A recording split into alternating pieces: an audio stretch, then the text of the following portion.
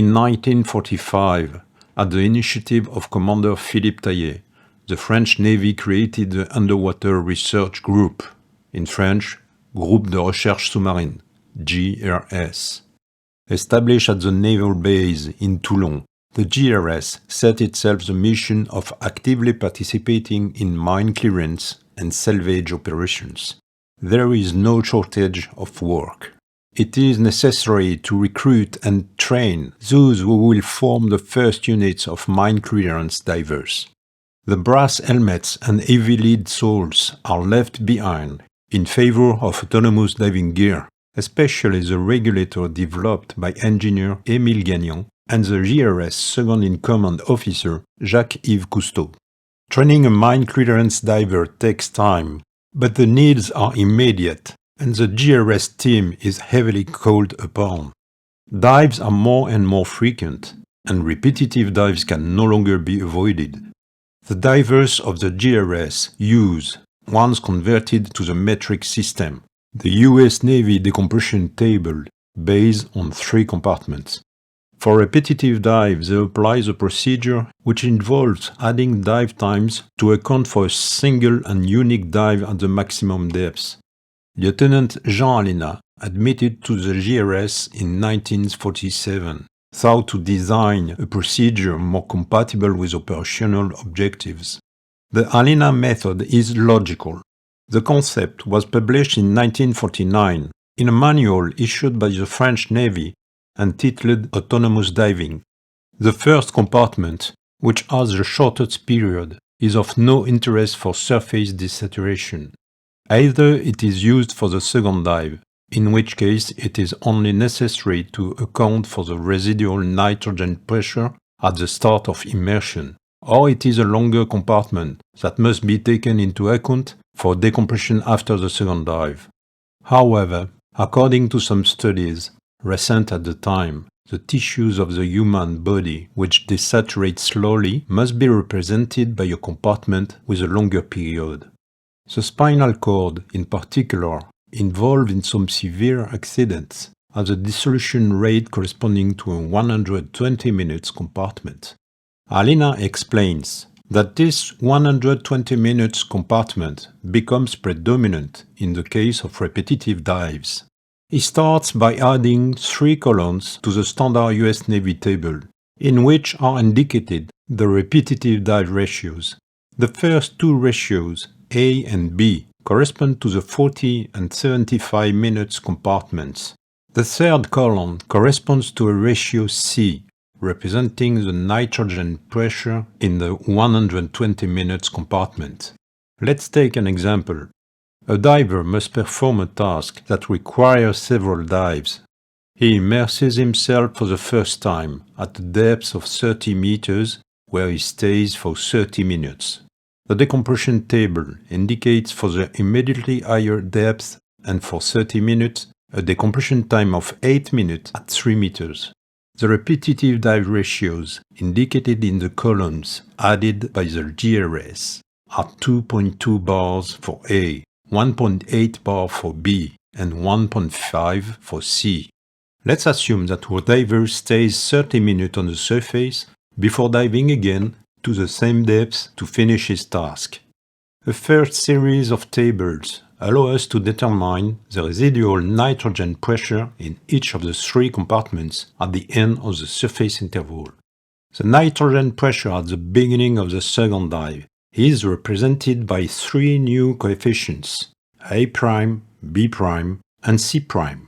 In our example, at the end of the surface interval, A' becomes 1.7 bars, B' reaches 1.6 bars, and C' 1.4 bars. For the rest, Alinat calculates at the depth of the second dive the time after which the nitrogen pressure in the 40, 75, and 120 minutes compartments would equal that of the ratios A', B', and C'. A final series of tables allow us to determine these times for each compartment depending on the ratios A', B', and C', and the depth of the repetitive dive. Still in our example, The residual nitrogen time to be added to the bottom time of the second dive is 15 minutes for the 40 minutes compartment, 23 minutes for the 75, and 24 minutes for the 120. The actual duration of the second dive is increased by the longest of these times. The 1949 manual states that these repetitive dive rules are undergoing experimental verification. The authors specify that they found it necessary to publish them, even if their form was imperfect, because they had been established coherently and based on experience. They believe these new rules will lead to a complete solution to the annoying problem of repetitive dives. The GERS divers will intensively use this procedure. The following year, the GERS becomes the GERS, Group for Submarine Research and Studies. The effectiveness of the operations carried out by the mine clearance divers leads the French Navy to expand the GERS resources. Knowledge in hyperbaric physiology, gas toxicity, and treatment of decompression disease must be enlarged. The GERS will obtain the necessary means to ensure the safety of its personnel.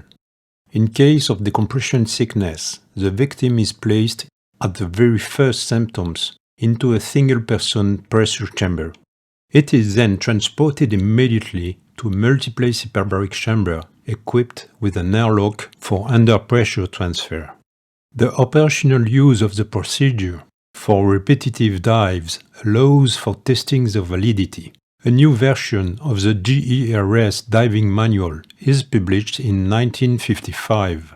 The title is simplified to just diving. The authors state that the use of the repetitive dive tables has been completely satisfactory, but they specify that they have observed that the slowest compartment quickly becomes predominant. The calculations show that the short period compartments desaturate very quickly and are no longer involved 15 minutes after returning to the surface. The GERS retains the procedure established by Haldane, which involves adding dive times and taking the deepest depths for intervals shorter than 15 minutes. For longer intervals, a new version of the tables is published. It only includes one ratio based on the nitrogen load of the 120 minutes compartment. The letter C is retained to designate this ratio. The table for repetitive dives is presented in the form of a cardboard ruler. It is enough to align the depth of the second dive in the window of coefficient C taken after the first dive, and read the residual nitrogen time in minutes indicated in front of the surface interval and to be added to the actual time of the second dive. Commander Jean Alinat invented the concept of repetitive dives group. This method will quickly become universal, so let's take the time to fully understand it. After the first dive, let's consider the nitrogen pressure in the 120 minutes compartment. The dive table published by the GERS indicates for a depth of 30 meters and a dive time of 35 minutes, a nitrogen pressure of 1.6 bar upon reaching the surface. Let's set the surface interval to 2 hours. For the 120 compartment, these 2 hours, or 120 minutes, represent a single period. During this period, the 120 compartment will lose 50% of the difference between the 1.6 bar nitrogen pressure it contains and that found in our lungs at atmospheric pressure, which it will reach after complete desaturation. This pressure difference is 0.8 bar. After one period, it is reduced by 50%. The 120 minutes compartment thus contains only 1.2 bars of nitrogen at the end of the interval. Let's assume the next dive is planned at a depth of 30 meters. Haldane's formula allows us to calculate the time the 120 compartment will take to reach this 1.2 bar nitrogen pressure, starting from equilibrium with atmospheric pressure. At 30 meter depth, this time is 20 minutes.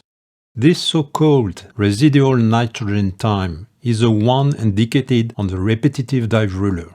It must be added to the actual dive time to form the equivalent single dive time before determining the decompression needed for the second dive.